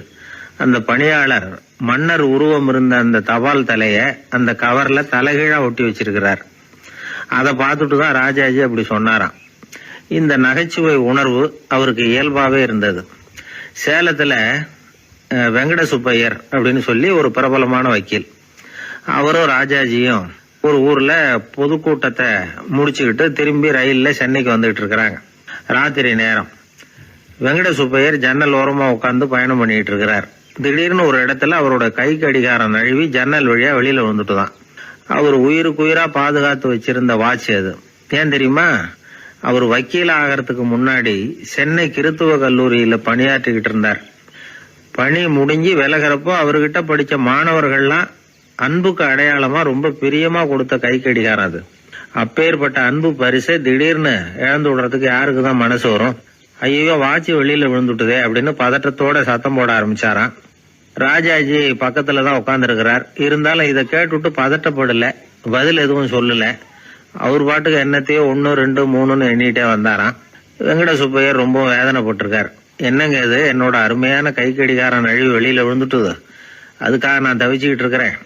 நீங்க என்னன்னா இதை கொஞ்சம் கூட காதுல வாங்கிக்காம குழந்தை மாதிரி என்னத்தையும் எண்ணிக்கிட்டே வர்றீங்களே அப்படின்னாராம். அப்பவும் ராஜாஜி ஒன்னும் பதில் பேசல. அவர் பாட்டுக்கு விடாம எண்ணிக்கிட்டே வந்தார். அடுத்த ஸ்டேஷன்ல வண்டி நின்னுது. ராஜாஜி ஸ்டேஷன் மாஸ்டரை கூப்பிட்டார். அவர் வந்ததும் அவர்கிட்ட சொன்னாராம், சார் எங்களுக்கு ஒரு உதவி செய்யணும். நாங்க வர்ற வழியில என் நண்பரோட வாட்சி வெளியில விழுந்துட்டுது. அது விழுந்த இடத்துல இருந்து தந்தி கம்பங்களை விடாம எண்ணிக்கிட்டே வந்திருக்கிறேன். இவ்வளவு கம்பங்களுக்கு அப்பால அது கிடக்கும். தயவு பண்ணி யாரையாவது அனுப்பி அதை தேட ஏற்பாடு பண்ணுங்க. அது கிடைச்சுட்டுதுன்னா எங்களால முடிஞ்ச அன்பளிப்பு தர்றோம். அது மட்டும் இல்ல, எங்களுக்கு ஒரு லெட்டர் போடுங்க, கிடைச்சுட்டுதுங்கிற விவரத்தை நாங்க வந்து வாங்கிக்கிறோம் அப்படின்னு எல்லாம் சொன்னாங்களாம். அப்படின்னு சொல்லி முகவரியெல்லாம் கொடுத்துட்டு வந்துட்டாங்க அவங்க. கொஞ்ச நாள்ல அந்த கடிகாரமும் வந்து சேர்ந்துட்டு தான். இது எதுக்கு சொல்றாங்கன்னா, பதற்றம் அடையக்கூடாது அப்படிங்கறது ரொம்ப முக்கியம். பதற்றம் அடையக்கூடிய நேரத்துல கூட அறிவை சிதற விடாம செயல்படுத்துற சாமர்த்தியம் எல்லாருக்கும் சுலபமா வந்துடாது. அவரோட நகைச்சுவை உணர்வுக்கு இன்னொரு உதாரணம். ஒரு தடவை அவரை பாக்குறதுக்கு ஒரு நண்பர் வந்தாராம். என்னப்பா பண்ணிட்டு இருக்கிற அப்படின்னு விசாரிச்சிருக்காரு ராஜாஜி. இப்ப நான் நிறைய கதை கட்டுரை எல்லாம் எழுதுறேன் சார், புத்தகம் போடுறேன் அப்படின்னாராம் வந்தவர். அப்படின்னா சாப்பாட்டுக்கு என்ன பண்ற அப்படின்னு கேட்டாராம் ராஜாஜி. இங்க எழுத்த நம்பி யாரும் காலம் தள்ள முடியாதுங்கிறத அவ்வளவு தெளிவா அவர் புரிஞ்சு வச்சிருக்கிறார். என்னுடைய நண்பர் ஒருத்தர், அவர் விரல்ல நகமே இருக்காது. என்ன காரணம்னு நினைக்கிறீங்க? எல்லாத்தையும் அவரே கடிச்சு துப்பிடுவார். அப்படி ஒரு பழக்கம். சின்ன குழந்தைகள் நகம் கடிக்குது, விரல் சூப்புது. இதுக்கு என்ன காரணம் தெரியுமா? குழந்தைகள் மனசுல ஏற்படக்கூடிய ஒருவித பாதுகாப்பின்மை, இன்செக்யூரிட்டி, அல்லது தான் சரியா கவனிக்கப்படல அப்படிங்கிற எண்ணத்தோட வெளிப்பாடு தான் அது அப்படிங்கிறாங்க டாக்டர்கள். சில இடங்கள்ல 2வது குழந்தை பிறந்த உடனே பெரியவர்கள் கவனம் முதல் குழந்தைகிட்ட இருந்து கொஞ்சம் விலகி 2வது குழந்தைகிட்ட போயிடும். அந்த சமயத்துல முதல் குழந்தைக்கு இந்த பழக்கம் ஏற்படுறதுக்கு வாய்ப்பு உண்டாம். சில குடும்பங்கள்ல கணவன் மனைவி 2 பேருமே வேலைக்கு போறவங்களா இருப்பாங்க. குழந்தை ரொம்ப நேரத்துக்கு பெத்தவங்களை பிரிஞ்சு இருக்க வேண்டிய சூழ்நிலை இருக்கும். குழந்தை ஒரு பாதுகாப்பின்மையை உணர ஆரம்பிக்கும். இந்த பழக்கம் வந்துடும். அதனால ஒரு குழந்தைக்கு தான் ஒதுக்கப்படுறோம் அப்படிங்கிற நினைப்பு வராம பாத்துக்கணும். வளர்ந்த குழந்தைகளும் நகம் கடிக்கும். வயசானவங்க கிட்டையும் இந்த பழக்கம் இருக்கும். இது ஒரு மனச்சிதைவின் வெளிப்பாடு அப்படிங்கிறாங்க மனநல நிபுணர்கள். அம்மா அப்பா திட்டினாலும் சரி, அல்லது ஆசிரியர் திட்டினாலும் சரி, இந்த பழக்கம் வந்துடும். நாம தவறு பண்ணிட்டோம் அப்படிங்கிற நினைப்பு வர்ற சமயம் நகம் கடிக்க ஆரம்பிச்சிருவோம். ஏதோ ஒண்ணு அடையணும் அப்படின்னு நினைக்கிறோம், அதை அடைய முடியல. இப்படி ஒரு ஏக்கம் வர்ற சமயத்திலேயும் சில பேர் நகத்தை கடிக்க ஆரம்பிச்சிருவாங்க. ஒரு பெரிய அதிகாரி, தனியார் நிறுவனத்துல வேலை பார்க்கிறவரு, அவரு டென்ஷன் ஆயிட்டாருன்னா உடனே அறைக்கு அதை சாத்தி விடுவாங்களாம். அவரே சாத்திக்குவாராம். அப்படி சாத்திக்கிட்டு உள்ள எதையாவது வெறிச்சு பார்த்துக்கிட்டே நகத்தை கடிக்க ஆரம்பிச்சிருவாராம். இந்த பழக்கம் உலகம் பூரா உண்டு. நகம் கடிக்கிறவங்களை அந்த பழக்கத்திலிருந்து மீட்கிறதுக்கு என்ன வழி அப்படின்னு லண்டன்ல உள்ள அழகியல் நிறுவன நிபுணர்கள் யோசனை பண்ணி பார்த்திருக்கிறாங்க. சில ஆய்வுகள் பண்ணி பார்த்தாங்களாம். அவங்க என்ன பண்ணாங்க தெரியுமா? நகம் கடிக்கிற பழக்கம் உள்ளவங்களை எல்லாம் தேடி பிடிச்சாங்க. அவங்களையெல்லாம் 3 பிரிவாக பிரிச்சுக்கிட்டாங்க. ஒரு பிரிவு கிட்ட என்ன சொன்னாங்கன்னா, உங்களுக்கு நகத்தை கடிக்கணுங்கிற நினைப்பு வர்றப்போவெல்லாம் டைரி எழுத ஆரம்பிச்சிருங்க அப்படின்னாங்களாம். இன்னொரு பிரிவு கிட்ட உங்களுக்கு அந்த நினைப்பு வர்றப்போவெல்லாம் உங்க நகத்துக்கு வண்ணம் பூச ஆரம்பிச்சிருங்க, அழகுபடுத்த ஆரம்பிச்சிருங்க, நெயில் பாலிஷ் போடுறாங்களே அது மாதிரி, அப்படி ஒரு யோசனை சொல்லியிருக்காங்க. 3வது குழுவினர்கிட்ட உங்களுக்கு நகத்தை கடிக்கணுங்கிற எண்ணம் வர்றப்போவெல்லாம் விரல்களை இறுக்கமா மூடி வச்சுக்கிட்டு வேற விஷயங்கள்ல கவனம் செலுத்துங்க அப்படின்னு சொன்னாங்களாம். இப்படி 3 வித முயற்சி பண்ணி பார்த்ததுல கடைசியா அவங்க என்ன கண்டுபிடிச்சாங்க தெரியுமா? 3வது குழு செஞ்சதுல நல்ல பலன் கிடைச்சதாம். அதாவது நகம் தெரியாதபடிக்கு விரலை இறுக மூடிக்கிட்டு வச்சுக்கிட்டோம்னா அந்த பழக்கம் மாறுதான். அப்படி இருந்தவங்க கிட்ட இந்த நகம் கடிக்கிற பழக்கம் மெதுவா குறைஞ்சு போச்சான். அதனால நகம் கடிக்கிற பழக்கம் உள்ளவங்க இதை முயற்சி பண்ணி பார்க்கலாம். ஒரு ஆள் இருந்தார், அவருக்கு எப்ப பார்த்தாலும் நகத்தை கடிச்சுக்கிட்டே இருக்கணும், அப்படி ஒரு பழக்கம். அதனால அவர் விரல்ல எப்பவும் நகம் இருக்கிறது இல்ல, விரல் இருக்கிறதே பெரிய ஆச்சரியம். அவருக்கு திடீர்னு உடம்புல அரிப்பு, சொரிஞ்சிக்க முடியல, அரிப்பும் நிக்கல. 1 வாரம் தொடர்ந்து கஷ்டப்பட்டார். கடைசியா ஒரு டாக்டர் கிட்ட ஓடினார். அவர் எல்லாத்தையும் விவரமா கேட்டுக்கிட்டு கடைசியா கொஞ்சம் மாத்திரை கொடுத்து வேலைக்கு 1 சாப்பிடு அப்படின்னாராம். இந்த மாத்திரை எதுக்கு டாக்டர்? அரிப்பு நிக்கிறதுக்கா அப்படின்னாராம். இல்ல நகம் வளர்றதுக்காக அப்படின்னாராம் இந்த டாக்டர். ஒரு கோவில்ல ஆன்மீக சொற்பொழிவு நடந்துகிட்டு இருக்குது. ஒரு பெரியவர் பேசிக்கிட்டு இருக்கார். கடவுளை பத்தியும் சொர்க்கத்தை பத்தியும் மனுஷனை பத்தியும் அவர் விவரமா பேசுறார். எல்லாரும் உட்கார்ந்து கேக்குறாங்க. அந்த கூட்டத்துல ஒரு தத்துவ ஞானியும் உட்கார்ந்து இருக்கிறார். அவரு அவருடைய நண்பர். பேசி முடிச்சதும் அந்த பெரியவர் மேடையை விட்டு இறங்கினார். நேரா அந்த தத்துவ ஞானி கிட்ட வந்தார். எப்படி இருந்தது என்னுடைய பேச்சு அப்படின்னு கேட்டார். நீங்க பேசினது ஒண்ணுக்கு ஒண்ணு முரண்பாடா தெரிஞ்சது அப்படின்னாராம் இவரு. நான் என்ன அப்படி தப்பா பேசிவிட்டேன் அப்படின்னாராம் அவரு. கடவுளை நம்புகிறவன் சொர்க்கத்துக்கு போவான்னு சொன்னீங்க, அப்புறம் நல்ல விதமா வாழறவன் சொர்க்கத்துக்கு போவான்னு சொன்னீங்க அப்படின்னாராம். இதுல என்ன முரண்பாடுன்னு கேட்டிருக்காரு அவர். இதுலதான் முரண்பாடு தெரியுது எனக்கு. அதாவது இங்க ஒருத்தன் எல்லா தப்பும் பண்ணிட்டு இருக்கிறான், அவன் கடவுளை நம்பினான்னா அவன் சொர்க்கத்துக்கு போவானா? இது என்னுடைய முதல் கேள்வி. இல்லைன்னா ஒருத்தன் எந்த தப்பும் பண்ணல, ரொம்ப ஒழுங்கா வாழ்ந்துகிட்டு இருக்கிறான், ஆனா அவன் கடவுளை நம்பல, அவன் என்ன நரகத்துக்கு தான் போவானா? கடவுள் நம்பிக்கை உள்ள ஒரு திருடன் என்ன ஆவான், எங்க போவான்? கடவுள் நம்பிக்கையே இல்லாத ஒரு நல்லவன் என்ன ஆவான், எங்க போவான்? ஒருத்தன் இங்க கடவுள் நம்பிக்கையோட வாழறது முக்கியமா அல்லது நல்லவனா வாழறது முக்கியமா? இதுதான் இவர் கேட்ட கேள்வி. இதை கேட்டதும் அந்த பெரியவர் குழம்பி போட்டார். அவர் சொன்னது நியாயம் தானே. கடவுளை நம்புறவன் தான் சொர்க்கத்துக்கு போவான்னா பேசாம கடவுளை நம்பிக்கிட்டு இந்த உலகத்துல எல்லா தப்பும் பண்ணிட்டு இருக்கலாமே. பேச்சாளர் குழப்பத்தோட வீட்டுக்கு போனார். படுத்து தூங்கினாரு. ஒரு கனவு வந்தது. கனவுல அவர் ஒரு ரயில்ல வேகமா போயிட்டு இருக்கிறார். எதிரில் உட்கார்ந்து இருக்கிறவரை பார்த்து நாம இப்ப எங்க போறோம்னு கேட்டார். சொர்க்கத்துக்கு போயிட்டு இருக்கிறோம் அப்படின்னாங்களாம். ரயில் போய் நின்னுது. இவர் இறங்கினார். இங்க கௌதம புத்தர் இருப்பார், சாக்ரட்டிஸ் இருப்பார், அவங்கள பாக்குறதுக்கு ஒரு நல்ல வாய்ப்பு அப்படின்னு நினைச்சுக்கிட்டே அங்கேயும் இங்கேயும் பார்த்தார். அங்க யாருமே இல்ல. ஒரே பாலைவனம் மாதிரி இருக்குது. பச்சை இல்ல, பசுமை இல்ல, பூக்கள் இல்ல, மரம்லாம் மொட்டையா நிக்குது. எலும்பும் தோலுமா சில முனிவர்கள் அங்கேயும் இங்கேயுமா உட்கார்ந்து இருக்கிறாங்க. இவர் அவங்க கிட்ட போய் இந்த புத்தர், சாக்ரட்டிஸ் இவங்க எல்லாம் எங்க இருக்கிறாங்கன்னு கேட்டாராம். அப்படி யாரும் இங்க இல்லையே, அவங்க எல்லாம் யாரு அப்படின்னு திருப்பி கேட்டிருக்கிறாங்க. இவருக்கு அதிர்ச்சியா போச்சு. அப்படின்னா அவங்க எங்க போயிருப்பாங்க? உடனே ரயில் நிலையத்துக்கு ஓடி வந்தார். அப்பதான் நரகத்துக்கு ஒரு ரயில் புறப்பட்டு இருந்தது. அங்க இருந்து அதுல ஏறி உட்கார்ந்தார். ரயில் வேகமா போச்சு. நரகம் நெருங்க நெருங்க காற்று குளிர்ச்சியா வீச ஆரம்பிச்சுதான். வெளியில பசுமையா இருந்துதான். அழகான மலர்கள், அழகான நீர்நிலைகள், நந்தவனங்கள், ரொம்ப அருமையா இருக்குது. ரொம்ப அங்க இருந்தவங்க எல்லாம் ரொம்ப மகிழ்ச்சியா உல்லாசமா வேற இருந்திருக்கிறாங்க. எங்க பார்த்தாலும் ஆடல் பாடல் உற்சாகம். இவரு ரயில விட்டு இறங்கினார். அவருக்கு சந்தேகம், இதுவா நரகம் அப்படின்னு விசாரிச்சிருக்காரு. ஆமா இதுதான் நரகம்னாங்களாம். எனக்கு ஒரு சந்தேகம் இருக்காரு. என்னன்னு கேட்டிருக்காங்க. கௌதம புத்தரும் சாக்ரட்டிஸும் லாவோஸும் இவங்க மாதிரி இன்னும் பல பேரும் கடவுள் நம்பிக்கை இல்லாதவங்க, அவங்க எல்லாம் இங்க இருக்கிறாங்களா அப்படிங்கறதுதான் என்னுடைய சந்தேகம் அப்படின்னாராம். இப்ப அவங்க சொல்லியிருக்கிறாங்க, இப்ப நீங்க பாக்குறீங்களே பசுமையும் பச்சை பயிர்களும் ஆடல் பாடல்களும் அழகிய மலர்களும், இது எல்லாமே கௌதம புத்தரும் சாக்ரட்டிஸும் அது மாதிரி மகான்களும் இங்க வர ஆரம்பிச்ச பிறகுதான் உண்டாக ஆரம்பிச்சது. இந்த பிரதேசத்தை அவங்க அப்படியே மாத்திவிட்டாங்க. இப்போலாம் இங்க இருக்கிறவங்க யாரும் சொர்க்கத்துக்கு போறதுக்கே ஆசைப்படுறது இல்ல அப்படின்னாங்களாம். இந்த அதிர்ச்சியிலேயே அந்த பெரியவர் கனவு கலைஞ்சி மூச்சுக்கிட்டார். இதுல இருக்கிற கருத்து என்னன்னா, நல்லவர்கள் எங்க இருக்கிறாங்களோ அந்த இடத்துக்கு பேரு தான் சொர்க்கம். சொர்க்கம் நரகம்ங்கிறதெல்லாம் ஆன்மீக பண்புகள், அவ்வளவுதான். ஒரு ஊர்ல 2 இணைபிரியாத நண்பர்கள். ஒருத்தன் கேட்டான், இப்ப கடவுள் நம்ம முன்னாடி வந்து உங்க 2 பேர்ல யாராவது ஒருத்தர் மட்டும் என்னோட சொர்க்கத்துக்கு வரலாம் அப்படின்னு கூப்பிட்டா நீ என்ன சொல்லுவேன்னு கேட்டானா. இவன் ரொம்ப பெருந்தன்மையா உன்னையே அழைச்சிட்டு போக சொல்லிடுவேன் அப்படின்ட்டு இருக்கான். அப்படின்னா உனக்கு சொர்க்கம்